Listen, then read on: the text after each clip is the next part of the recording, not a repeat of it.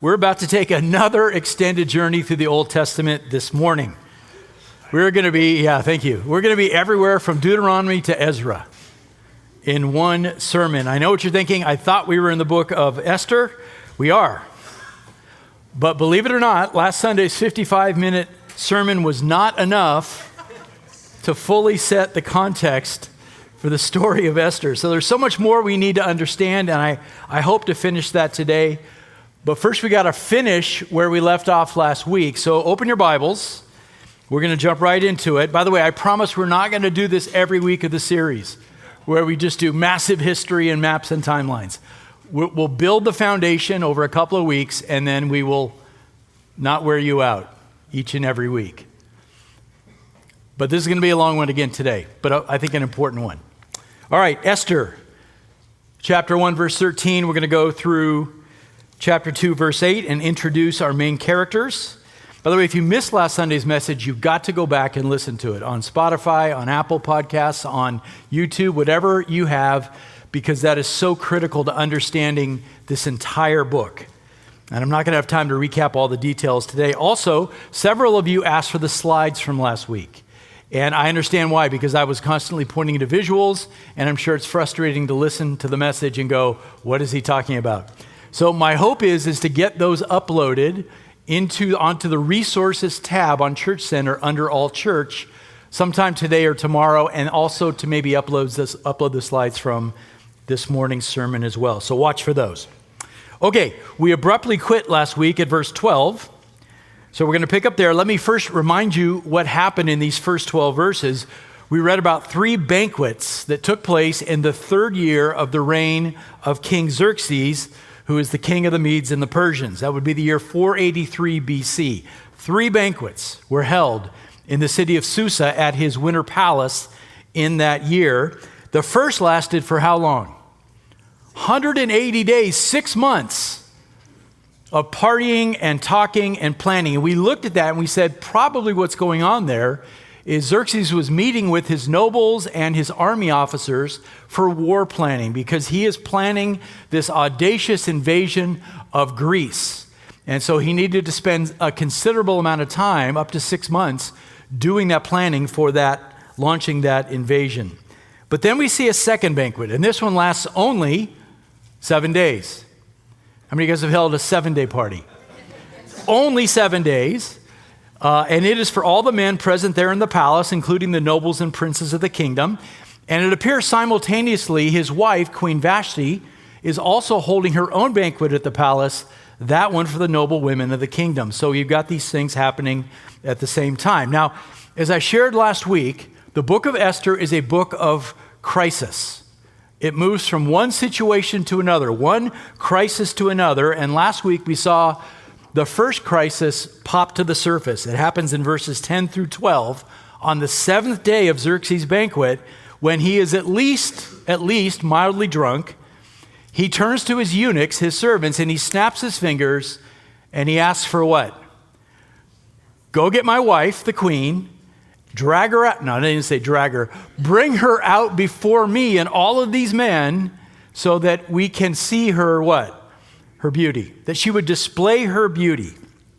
Now, we're not told specifically why the king requested this, what prompted it, but it seems logical to assume what we know about Xerxes and his ego. He wanted to boast in how good his life was as the king, and what better way than to say, look how beautiful my wife is. So Vashti is ordered to appear and ordered to look her best in front of all these men who, yes, have been feasting and drinking for 7 days. Now, that would make any woman in any culture at any time period extremely nervous and uncomfortable. But as I said last week, Vashti's job in that moment was to what? Obey. This is the ancient Near East. She was to obey, to publicly display her royal beauty in order to glorify her king and her husband. That's what she needed to do. But in verse 12, we're told that the queen refuses the king's command. Let me say that again. She refused the king's command, which was a bold and risky move, right? She had to know that she was putting not just her crown, but possibly her life at risk, because that choice was a public defiance of royalty. Public. And for a young king like Xerxes, we looked at that. He's at this point about 35 years old. He's trying to prove himself to all the noble princes of the kingdom. This is a public embarrassment. He looks weak in front of these men. But there's a great irony in this, and maybe you noticed it last week. Here's the most powerful man on earth. He commands armies and conquers nations, but there's one seemingly simple thing he can't do. He can't control his wife. He cannot command his wife to obey him. And so in verse 12, we read the obvious, the king is furious, right? That's where we left off. Now, before we go on, this is a good time to pause in the story and point out something that's very important. And this will be true the rest of this series. In the world of biblical genres, the book of Esther is what we call historical narrative. And historical narrative can be tricky to interpret because they're notorious for leaving out details that we as readers wish we had. They're just not given to us, right? For example, we'd like to know precisely what was it that motivated Xerxes to call his wife out, to display herself. And we'd love to know precisely why Vashti refused, but those details aren't given to us. Those details would help us to define these two characters in a moral sense, but the author, for whatever reason, doesn't give them to us. Because here's the thing, sometimes the author of a historical narrative is more interested in the situation than he is in the motivation of the characters, and that seems to be the case here. The author just doesn't take the time to tell us why these decisions were made, but we're going to find out in just a moment what those decisions led to. And that is what the author wants us to note here. So it can be fun to step back from a story like this and speculate about motivations and decisions of the characters, and we can look at culture and context, that's all fine, but we have to be careful not to get too dogmatic and say this is absolutely what's going on unless the text itself explicitly tells us what's going on. Does that make sense? Okay, so I'll try to make that clear when we're speculating or this is possible, but we're not going to be dogmatic about everything. So beginning in verse 13, the story moves past why Vashti refused the king's command to the question of how her insubordination is now going to be handled by the king. Verse 13, then the king said to the wise men who understood the times, for it was the custom of the king so to speak before all who knew law and justice and were close to him. And he gives the names, Karshenah, Shethar, Admathah, Tarshish, Meres, Marsenah, Memucan, the 7 princes of Persia and Media who had access to the king's presence and sat in the first place in the kingdom. These are important men, aren't they? Very important men. Verse 15, according to law, the king asks, what is to be done with Queen Vashti? Because she did not obey the command of King Ahasuerus, delivered by the eunuchs. So this actually shows a little bit of wisdom, doesn't it? A little bit of patience on the part of Xerxes. He's angry, and yet he doesn't pronounce some hasty judgment. He turns to his nobles, these important men, and he asks them for legal counsel. And one of the men steps forward in verse 16. In the presence of the king and the princes, Memucan said, Queen Vashti has wronged not only the king, listen to this now, she has wronged not only the king, but all the princes and all the people who are in all the provinces of King Ahasuerus. Now that's 3 alls, if you didn't catch that. That is a wide and sweeping indictment. Now listen to his reasoning, and keep in mind that Vashti was the most prominent and visible woman in the kingdom. Verse 17, for the queen's conduct will become known to all the women, causing them to look with contempt on their husbands by saying, King Ahasuerus commanded Queen Vashti to be brought to his presence, but she did not come. This day, the ladies of Persia and Media who have heard of the queen's conduct will speak in the same way to all the king's princes, and there will be plenty of contempt and anger. You can almost hear the fear in this guy's voice, right? Like, he's nervous. What if all of our wives start refusing us in our homes? It's chaos. And what's going to happen? We're all going to be angry. Everybody's going to be grumpy in the whole kingdom. It's actually kind of humorous, isn't it? Again, this is the most powerful empire in the world, and they've got this silly problem, don't they? Verse 19, he goes on. If it pleases the king, let a royal edict be issued by him, and let it be written in the laws of Persia and Media, listen, so that it cannot be repealed, that's important, that Vashti may no longer come into the presence of King Ahasuerus, and let the king give her royal position to another who is more worthy than she. In other words, don't let us down, king. This insubordination has to be dealt with firmly and harshly. Make sure that every wife understands she cannot disobey her husband and get away with it. Now, this is what is going to open the door to what the author's really concerned about. How this insubordination opens up the position of queen for Xerxes, right? And what the king is going to look for is someone who is more worthy than Vashti, meaning what? More submissive than Vashti. And then Memucan wraps up his logic in verse 20. When the king's edict, which he will make, is heard throughout all of his kingdom, great as it is, O great king, right? Butter up the king. Then all women will give honor to their husbands, great and small. And this word pleased the king and the princes. Of course it did.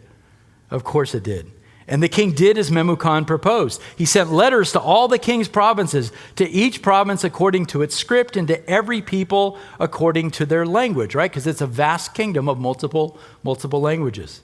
That every man should be the master in his own house and the one who speaks in the language of his own people.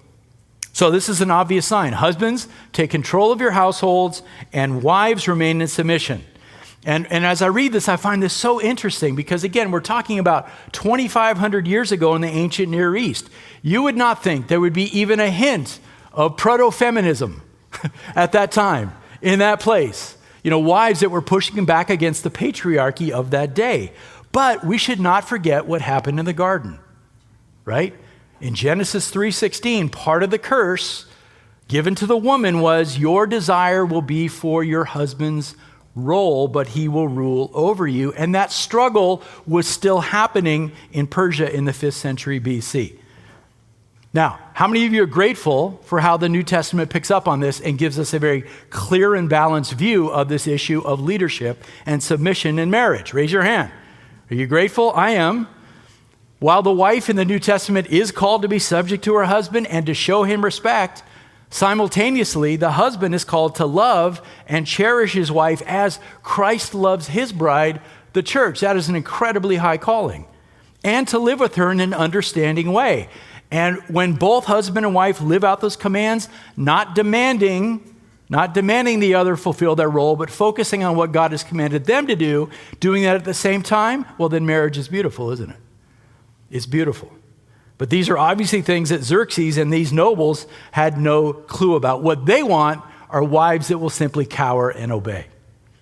Okay, so now the stage is set with those ironic, funny, kind of scary stories of 3 banquets. We now get the introduction of our main characters. Turn over to chapter 2. Now, let's start with a historical note. Drop your eyes in chapter 2 down to verse 16. And in the very end of the sentence, you will see that the events of chapter 2 take place in the 7th year of Xerxes' reign. Here's what that means. Between chapter 1 and chapter 2, we're jumping ahead 4 years. 4 years. That's important to know. And during that time, during those 4 years, what happened? Xerxes did launch this invasion of Greece in the year 480 BC. We know this historically. He launched this invasion, and as I explained last Sunday, he had some initial success. He actually sacked the city of Athens and burned it and felt like, I got some revenge for my father having been defeated by the Athenians, but ultimately he lost the battle. His armies were pushed out of Greece. So as we come to chapter 2 now, Xerxes is back in Persia, and he is licking his wounds from this loss, which, again, must have been humiliating before his fellow nobles. Now he's seeking to cheer his heart through other means. So look at chapter 2.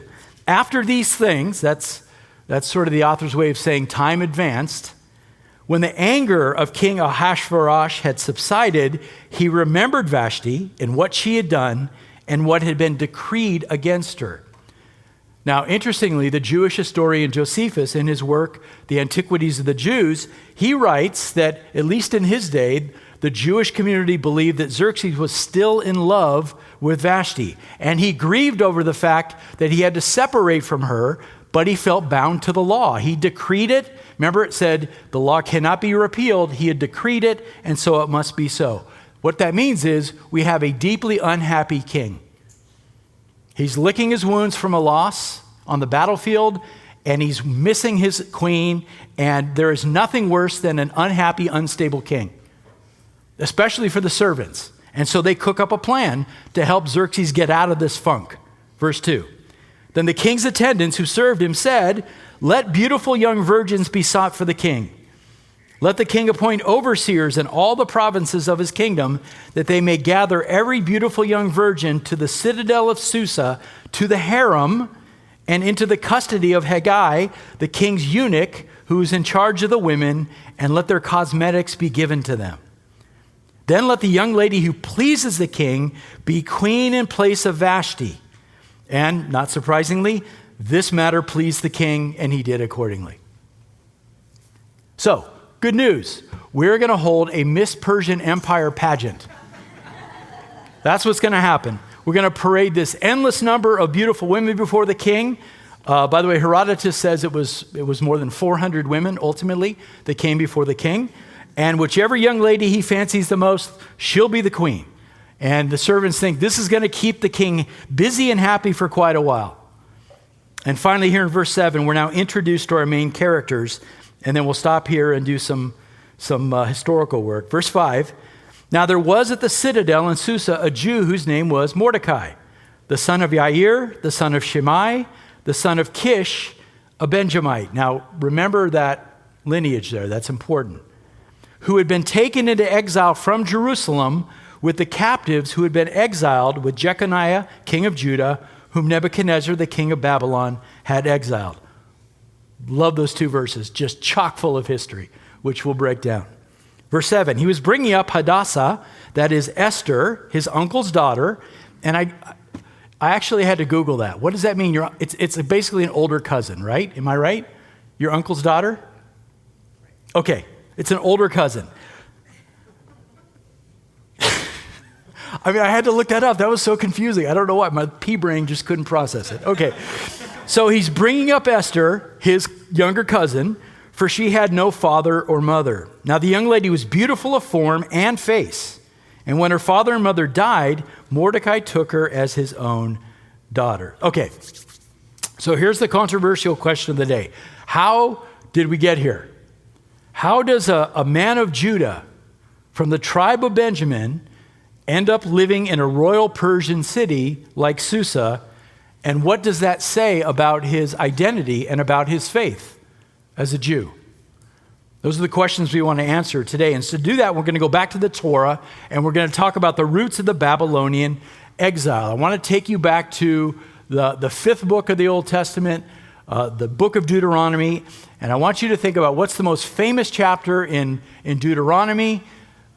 Every biblical student knows this answer to that question. If you want to look at the future of Israel, the most famous chapter is Deuteronomy 28. In Deuteronomy 28, that is where, now this is written 1,000 years before the story of Esther.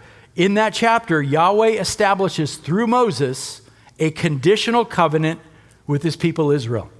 And he promises them what? Future blessings if they obey, and future curses for idolatry and disobedience.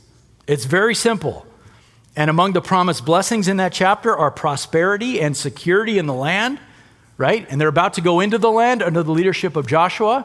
And God says to Moses, if I give you the land and you continue to obey me, you will be blessed in every way. But, and by the way, that'll be a promised land flowing with milk and honey. It'll be great. But it's conditional. But, he says, it shall come about if you do not obey the Lord your God to observe all of his commandments and his statutes with which I charge you today, that all of these curses will come upon you and overtake you. Now, if you were an Israelite at this moment, would your ears perk up and go, oh, I should be careful about these things, because the word cursing from Yahweh is a bad thing, right? And it goes on. One of the sections of this chapter says this: The Lord shall cause you to be defeated before your enemies. You will go out one way against them, but you will flee 7 ways before them, and you will be an example of terror or horror to all the kingdoms of the earth. That's just one among a whole list of curses. Look at that again. You will be defeated by your enemies. You'll go out one way to fight them, but you'll flee 7 ways away from them. Now, what does that mean exactly? Well, there's an interesting history behind this, a history of Bible translation. Look at the last phrase. You will be an example of terror or horror to the kingdoms of the earth. The Hebrew word there for terror is za'avah. And it's meant to convey this meaning. This is important. That when Israel disobeys the Lord and he punishes them by using invasion from foreigners and then exile to foreign lands, the point is they will become an example of humiliation for all the nations to see. And as the nations look at the people of Yahweh and realize that Yahweh himself has punished them for their disobedience, the conclusion of the nations will be, Yahweh should be obeyed. That's the whole point. Remember this, Israel was given every advantage in knowing the God of creation. Every advantage, the patriarchs, the covenants, the law, the prophets, and more. But with great advantage comes great responsibility. And the promise in Scripture is that judgment always starts in the household of God, right? God looks first and foremost at his people when they disobey. And by the way, it'd be wise for us to remember that, right? Because he disciplines those that he calls his own when we sin against him. And with Israel's repeated cycle of spiritual adultery, the ramifications are very, very severe. Now, here's the interesting twist in the story of this verse in Deuteronomy 28. In the Septuagint, which is the Greek translation of the Hebrew Old Testament, that last sentence reads a bit differently. Here's what it says in the Septuagint. You will flee 7 ways before them, and you will be a dispersion among the nations of the earth. So the translators use the word diaspora there for za'avah. And the question is often asked, why? Well, the Septuagint is translated in the 3rd century BC, and that word at the time reflected what the translator saw happening in the world. Yes, the Jews had been disobedient, and yes, God had been faithful to punish them just as he had promised. He had taken them out of the promised land and dispersed them, scattered them across the world, and Mordecai and Esther are part of that dispersion. So when you look at biblical history and you look at intertestamental history, you see that historically, the Jews were dispersed in a series of stages because of their repeated cycles of sin. I'm going to give you some timelines here. It starts in 722 BC, right? The Assyrian destruction of the northern kingdom of Israel. 10 of the 12 tribes of Israel are deported out of the land. And they go through a process of ethnic cleansing at the hands of the Assyrians, essentially disappearing 10 of the 12 tribes of Israel. You talk about a dispersion, it's even worse than that. They essentially ethnically disappear. Then the fall of the southern kingdom in 586 at the hands of the Babylonians, right? 3 waves of deportation to Babylon. And it's in Babylon that we really find the first true diaspora community outside the promised land.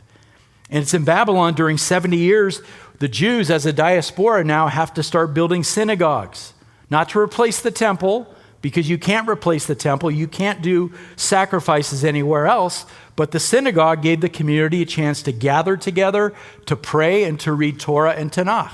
And that was important in Babylon. And as we saw last Sunday then, in 538, Persian King Cyrus conquers Babylon and decrees that the Jews can return to their homeland, but many Jews choose not to.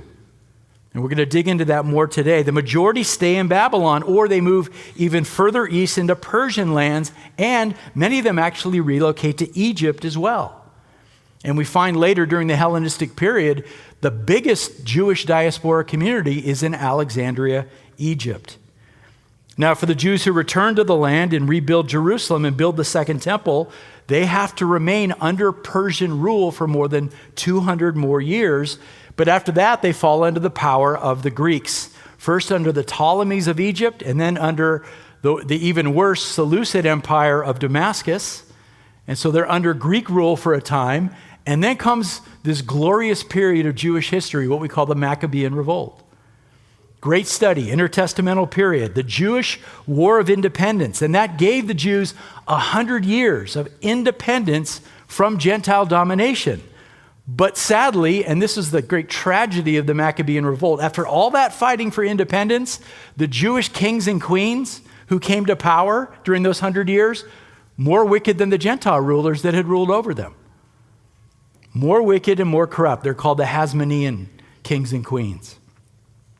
That awful period sparked an even greater punishment from God, the arrival of the Romans. And that's the critical turning point in the history of the Jewish diaspora.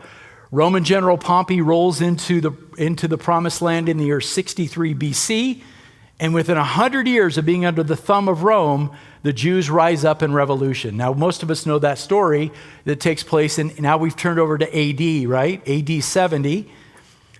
This time, they think they've got another Maccabean victory coming, but it doesn't happen this time. There's no glorious victory. In AD 70, the Roman army sacks Jerusalem. They tear down and burn the Second Temple, and they either kill or carry away into slavery. Some accounts say 1 million Jews, but at least hundreds of thousands of Jews are killed in that revolt in the year AD 70. And yet, God's not done with his people. They slowly begin to filter back into the land. And then there is one final catastrophe. And this revolt is not known quite as well in the year 132 to 135, known as the Bar Kokhba revolt. Another 500,000 Jews are killed in that particular war. And from that point forward, Rome is done with the Jewish people. They expel every Jew from Jerusalem, will not allow Jews into the city. They actually rebuild the city of Jerusalem as a Roman city and rename it Aelia Capitolina. And then with the intent of poking the Jews in the eye, the Romans said, let's rename the whole region. And they said, well, who are the Jews' most famous enemy? And somebody said, the Philistines. And they said, fine, we will rename the region Palestina. Does that sound familiar? That argument is still happening today in so-called Palestine. So it's estimated that soon after the Bar Kokhba revolt, mid-2nd century, get this now, 80% of the Jews across the world are now living in a diaspora community outside the Promised Land. And those communities begin to grow in different parts of the empire, in parts of the Middle East, in North Africa, even west into European lands. And in every place the Jews go, they develop a unique culture and unique practices, and they adapt to the language issues that they're forced to deal with. And in spite of constant persecution, every place the Jews go, they are a religious minority who is under constant persecution, and yet somehow, by God's grace, they survive. Today, there are generally 3 categories of Jews scattered across the world, many of which have now migrated into the modern state of Israel. We have Mizrahi Jews who come from various Middle Eastern communities. Yes, Jews from Iraq and Iran and Yemen and Syria and Egypt. Sephardic Jews who originally came out of the Iberian Peninsula, which is modern-day Spain, but then spread through North Africa and the Middle East, places like Turkey and Morocco and Algeria and Tunisia and Libya. And then in today's Israel, about 25% of the population, Ashkenazi Jews, mainly from Eastern Europe, places like Poland and Russia and Germany and Ukraine and Hungary and Romania. And while there has always been a presence of some Jews in the land from the time of Joshua until today, since the Roman period, being part of a diaspora became the norm rather than the exception for the Jewish population. Until when? Until the 20th century, right? Until the Zionist movement of the early 20th century, until the Holocaust of World War II under the Nazis, and the establishment and the defense of the modern state of Israel in 1948. So catch this now. That was a very fast lesson on the diaspora. Catch that, 1,800 years of diaspora living for an ancient people whom God has sovereignly sustained and now planted back in the land. Guys, that's why 1948 was such a big deal. It had been 1,800 years. Now, I could go into all kinds of politics on that. We'll do podcasts or something like that. But that's important to understand that history, that God has been sovereignly sustaining his people Israel. So, wow, back to the curse of Deuteronomy 28. I know last week we talked briefly about the 70-year exile to Babylon, but I want to dive a little bit deeper this morning because I want to paint the picture of how Mordecai and Esther ended up in the situation they're in. How did they end up living in Persia? Well, we know that in the 6th century BC, God's patience with disobedient Judah ran out. And here's what God said through his prophet Jeremiah. The word that came to Jeremiah concerning all the people of Judah in the 4th year of Jehoiakim, the son of Josiah, king of Judah, the word of the Lord has come to me, and I, Jeremiah, have spoken it to you again and again, but you have not listened, nor inclined your ear to hear. Therefore, thus says the Lord of hosts, because you've not obeyed my words, I will send to Nebuchadnezzar, king of Babylon, my servant. Now, we saw last week how Cyrus was called my anointed servant, right? Nebuchadnezzar, similarly, is called Yahweh's servant because God has a task for him, a role for him to play, and it's an important role. He says, Nebuchadnezzar, my servant, I will bring him against this land and against its inhabitants, and I will utterly destroy them and making them a horror and a hissing. Moreover, I will take from them the voice of joy and the voice of gladness and the voice of the bridegroom and the voice of the bride, the sound of the millstones and the light of the lamp. This whole land will be a desolation and a horror, and this nation will serve the king of Babylon 70 years. Deuteronomy 28, right? Consequences, the cursing. Did the Jews, did they deserve it? Absolutely. Had God been gracious? Absolutely. But the patience had run out. Now you could say, this sounds really harsh, but the ground rules had been laid out. And it's not as if God hadn't sent prophet after prophet to the Jewish people to warn them. But in every case, they were ignored. And at this point, the consequences of Deuteronomy 28 are brought to bear upon both the people and the land. Now, most of the people of Judah who weren't killed in the invasion were carried off to Babylon as captives. And that's a process we talked briefly about last week. It happened in 3 waves. We have a first wave in 605 BC during the reign of Jehoiakim. This was a time when Judah was a vassal state to Babylon. What that means is we pay you money to leave us alone. We pay you money every year so you don't smash us like a bug. And Jehoiakim made the foolish mistake of rebelling against his overlords. And so General Nebuchadnezzar at the time said, fine, I'm coming with my army. And he came to the promised land, and he could have wiped them out in 605, but something happened while he was invading Israel. His father, the king of Babylon, died. And so Nebuchadnezzar had to go back to Babylon and secure his seat on the throne. But before he left, he captured Jehoiakim, and he took back to Babylon some of the treasure from Israel, and he took the best and brightest of the young Jewish men at that time, including who? Including Daniel and his 3 friends. That happens in 605. Now you think, why would God allow that? Why would God allow his best and brightest to be taken away? Well, it turns out it's a grace for his people. Because of Daniel's presence in Babylon, the exile the Jews are going to suffer through is not nearly as bad as it could have been. Because by the time Judah is completely wiped out and all the people are brought into captivity, Daniel has become the second most important man in the entire empire. And he's able to bless the people and actually give them prosperity in the land. So Daniel in Babylon becomes similar to Joseph in Egypt, a gift of mercy from God to his people, even in the midst of hardship. That's important to know. Then we have a second attack in 597 for the same reason. The next king, Jehoiakim, also rebels against Babylon, refuses to pay the annual tribute to them. And so Nebuchadnezzar says, fine, I'm coming back and I will punish you again. And this time he takes back with him 10,000 Jewish captives, including the prophet Ezekiel. And in one of his visions in Babylon, which you can read about in Ezekiel chapters 10 and 11, Ezekiel describes how the glory of the Lord departs from the temple in Jerusalem. Why? because of the sin of the people, and because the temple's about to be destroyed. In anticipation of its destruction, the glory of the Lord leaves the temple.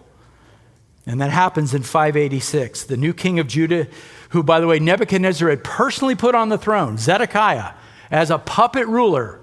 Nebuchadnezzar didn't want to destroy Jerusalem, but he puts this guy on the throne and says, now be a good puppet. And within months, I mean, the foolishness, it's only supernatural. The foolishness is so bad. Within months, Zedekiah is doing the same thing, rebelling against the Babylonians.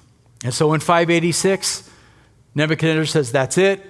He rolls into town. This time he destroys Jerusalem. He levels Solomon's temple. Think about that. And he carries off the majority of the population into exile. Who does he leave behind? Only the poorest people, only the least valuable people. Everybody else he takes away. Interesting story about Zedekiah. He tries to flee. He's the one who caused this whole thing. He tries to flee the city at night to escape punishment, but he's caught in the plains of Jericho and he's brought to King Nebuchadnezzar. And do you remember the story? Nebuchadnezzar executes his two sons right before his eyes and then puts Zedekiah's eyes out so that the last thing he sees in life was the death of his sons, and takes him away in chains. And by the way, today, if you go to Israel, you can actually watch, these are called Zedekiah's Cave. It's one of the least known things in Jerusalem that you can tour. This is they have actually marked out the path that Zedekiah took under the city of Jerusalem. You go right under the Temple Mount in order to try to escape the city. It's an amazing place. So if you ever go to Israel, go to Zedekiah's Cave. So, the curse of Deuteronomy 28 is laid upon the people. You have to understand the tragedy involved here in 586, you guys. Remember, the northern kingdom is gone. Now the southern kingdom is gone. There is no Israelite kingdom in God's promised land. There is no temple. There is no place for sacrifice. This is the greatest national tragedy in the history of Israel. In fact, I think it's today, Tisha B'Av is being celebrated in Israel today. This is a national mourning over the loss of their temple. I didn't even plan that, but it's actually happening on August 3rd this year. Psalm 137 sort of sums up the feelings of the people. In Psalm 137, it says, by the rivers of Babylon, there we sat down and we wept when we remembered Zion. Upon the willows in the midst of it, we hung our harps, for there our captors demanded of us songs, saying, sing us one of the songs of Zion. You do the dripping sarcasm. The Babylonians say, hey, Jew, sing me a song. Sing me one of your songs. And it says, how can we sing the Lord's song in a foreign land? That's the state of mind in 586. Now, had God left his people? No, the promise remains, right? He had not left his people. He's still at work. He's still speaking through his prophets. Remember, Jeremiah had given the people this faithful hope, 70 years in captivity, only 70 years. And then God had Daniel working inside the Babylonian government, prophesying, seeing to the people. He had Ezekiel out in the fields with the common people, giving him visions, prophesying, encouraging the people. And all three of those men were subtle reminders that in spite of what the Jews saw with their eyes, Yahweh had not abandoned them. Yahweh was still at work. The Babylonians aren't actually in charge. Yahweh is. And he would soon rescue his people. Now, I won't go into the details. We talked about it last Sunday. This is the moment where God raises up Cyrus the Great, king of the Medes and the Persians. And he's going to use this man to free his people. In 539 BC, Cyrus's army takes the city of Babylon. This great kingdom that Nebuchadnezzar had built after his death, it falls hard. And Ezra now picks up the story. I'm going to give you some of Ezra. Ezra chapter 1. This is how he describes the decree of Cyrus that we looked at last week. Now, in the first year of Cyrus, king of Persia, in order to fulfill the word of the Lord by the mouth of Jeremiah. You see the connection? Jeremiah said 70 years. God raises up Cyrus and says, this is the fulfillment of Jeremiah's prophecy. The Lord stirred up the spirit of Cyrus, king of Persia, so that he sent a proclamation throughout all this kingdom and also put it in writing. So who's responsible for this? Is it Cyrus or is it Yahweh? God providentially stirs the heart of this pagan man to rescue his people. Amazing. What does the decree say?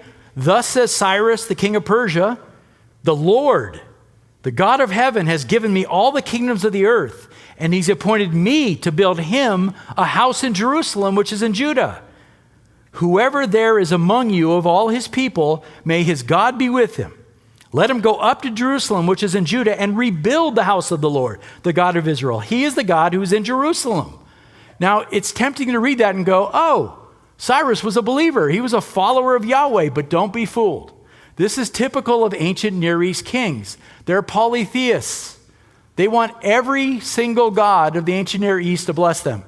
So honestly, Cyrus thinks by doing this, he's somehow going to win Yahweh's favor as much as he wins the favor of Bel and Marduk and all these other gods.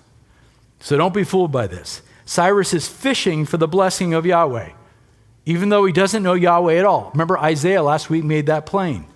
And yet God calls Cyrus his anointed servant to accomplish all that Yahweh wants to accomplish. This is the sovereignty of God in human history. So what happens next after this Cyrus decree is issued? Ezra continues. Then the heads of fathers' households of Judah and Benjamin, remember, 12 tribes, 10 are gone, 2 remain, Judah and Benjamin, and the priests and the Levites arose, even everyone whose spirit God had stirred to go up and rebuild the house of the Lord, which is in Jerusalem. Again, make sure you see the language here.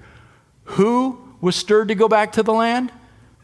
Those whom God worked in their heart, who stirred them up.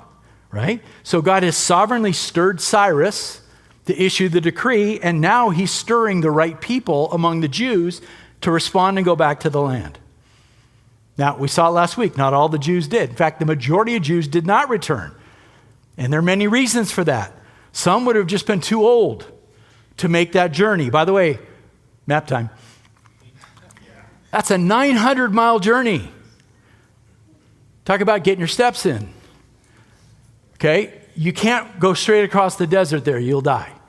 So you got to go along the Euphrates River. So blue is Jerusalem, the red is Babylon. You've got to go along the Euphrates River around what we call the Fertile Crescent, down through Syria into the land. That's how you get there, 900 miles. So if you're old, if you're infirmed, if you're disabled, that's probably not a journey you're going to be able to make. You will die along the way. So that's part of it. Others would have looked at this and said, not only is that a brutal journey filled with dangers, but when I get there, the condition of the land is going to be what? Desolate. How many of you guys would up and leave where you're living now and say, let's go to a super desolate place that's just been destroyed and squatters have moved in and we'll start building from scratch? That sounds great. Only people who were stirred up by the Lord were going to do that. Many said, no, thank you. Let's be honest, many of the Jews were just comfortable in exile, right? In Babylon and Persia, because they had built communities during the 70 years.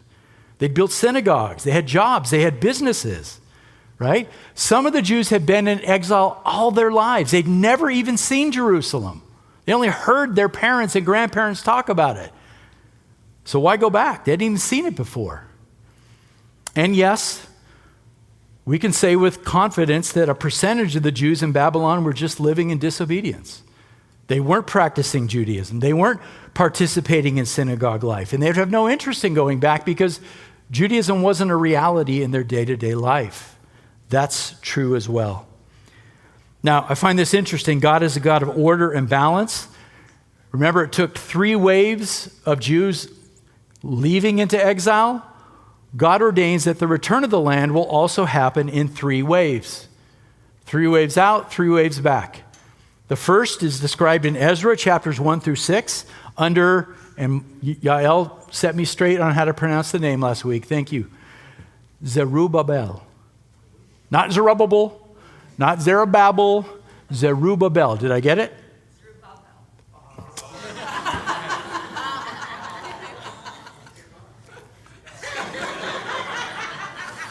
I said to her last week, it's one thing to take seminary Hebrew, it's another to grow up speaking it, and so I'm going to defer to her. Talk to Yael afterwards, she'll get it right. Okay, so he returns with 50,000 Jews. That's the first return, okay? And when they arrive after months of travel, like you'd expect, things were not great. They get back to the land and the community pulls together and they build a foundation for a second temple. Great news, right? Only the people who had seen the first temple are super disappointed in it. It's much smaller, it's not impressive, and it says that those who had seen Solomon's temple are weeping because this temple is so unimpressive. And then they run into all kinds of opposition from their enemies. There's threats, and there's legal challenges, and there's discouragement. And Israel's enemies succeed. And this is sometimes confusing to us, right? Here we are, we put ourselves out there, we follow God's will, and all we do is bump into problems and opposition from God's enemies. And we start asking questions, well, why would this happen? We're doing God's will. But this is exactly what happens to the Jews. The enemies of God sort of prevail. Work stops on the temple for quite a few years. And then during that time, another enemy sets in, distraction. The people go, you know what? We can't get the temple done, so I'm going to go work on my own house. And I'm going to farm my land. I'm going to focus on myself. And suddenly the priority of the temple is completely gone. Well, God responds to that. In his mercy, he sends prophets, Haggai and Zechariah, to shake the Jews out of their spiritual laziness. Start building the house of God, they say. And they do. They finish the temple in 516. The second temple is actually completed. Now, I'm going to show you one more timeline. This is where it gets interesting. Between Ezra 6 and Ezra 7, there's a long gap, 58-year gap. So I know this is a lot, but I'm going to put this up. There's a gap of 58 years. So 586 is the final exile into Babylon. 538 is the first return. Okay, 516, the second temple is finished. Here's the book of Esther. We've finally gotten there. Esther begins before the second and third returns under Ezra and Nehemiah. The gap of 58 years is the same in both of those sections of time. So Esther is right in the center of all of this material. During that gap of 58 years, this is where all of these things we're going to read about over the next few months take place. The same amount of time, 58 years, had passed since the first return of the Jews to the land. And in spite of Esther and Mordecai having the freedom to go back to the land, they say what? No, thank you. I'm good here in Susa. They choose to remain. Now, go back in your mind. We read, if you want to look at it, Esther 2, verse 5. Remember, it refers to Mordecai as the great-grandson of a man named Kish. It was Kish who was taken into captivity by Nebuchadnezzar in 586. That means 2 generations of Mordecai's family after Kish had been raised in exile. His grandfather Shimei and his father Yair.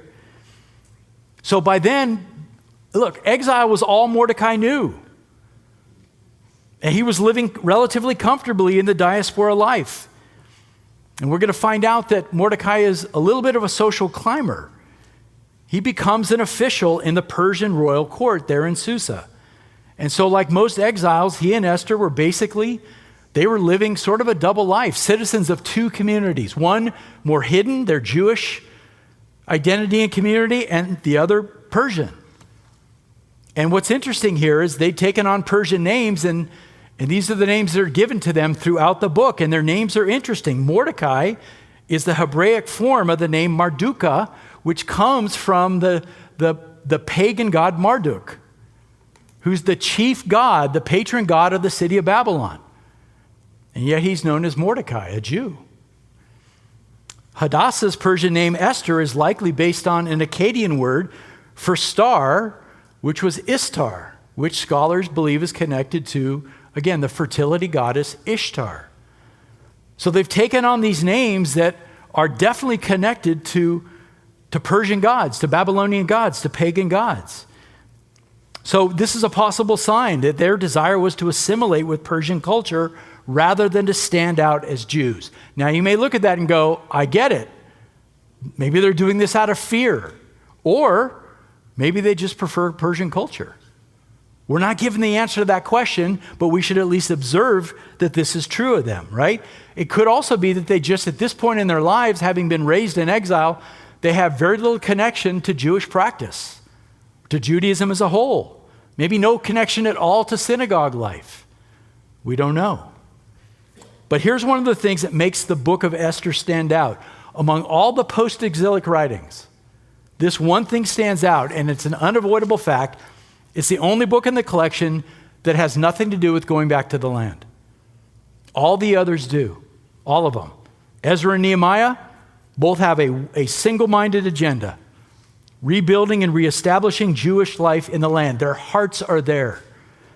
Haggai and Zechariah are focused on motivating the Jews to rebuild the temple, to reestablish worship in the land. Even Daniel, although he is an official in the royal court, just like Mordecai is, his concern is still for the Jewish community in the land. But not Esther. This is important, but not Esther.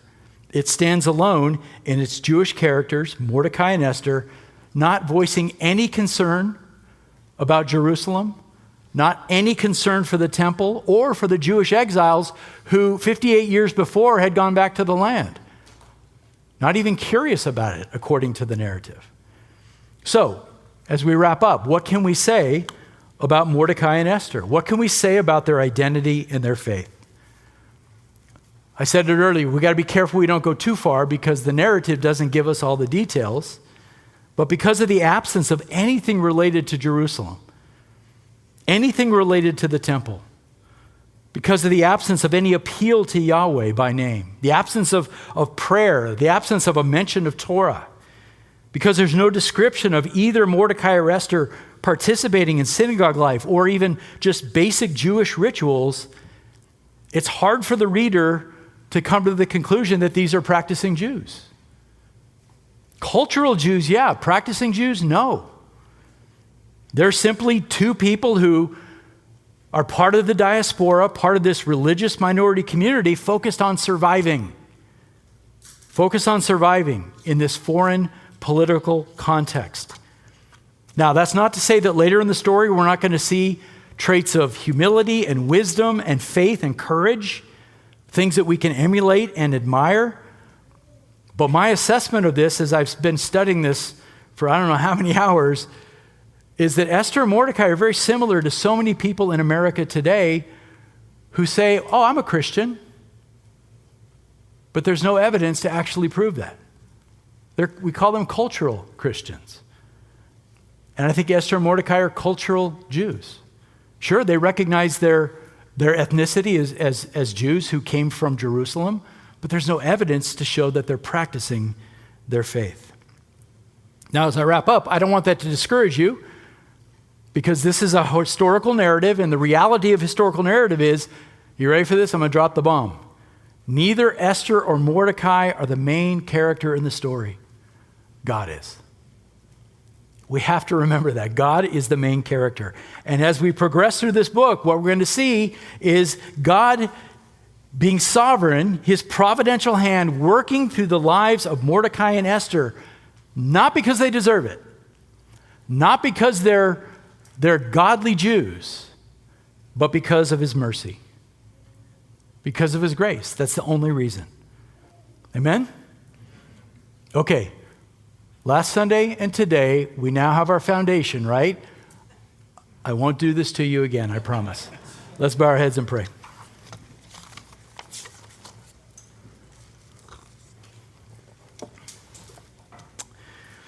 Blessed are you, Father, creator of heaven and earth. You are a good God, and you have blessed your people in so many ways. And we sit here today as your people in Santa Clarita, California. And we stand in awe of your goodness and your mercy. And we are not that different from the characters in this story who at times, Lord, we just want to assimilate into our culture and we don't show evidence or fruit of godly faith in our lives. So we are so grateful that you are merciful, that you are gracious to us. And even as you will not leave us or forsake us, you will not let us slip away.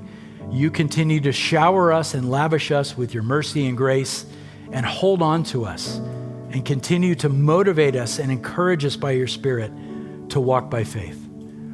Lord, thank you for the lessons that we have learned already today and what we're going to learn in the future. Continue to seal these truths in our hearts as we seek to glorify you in our study. We love you.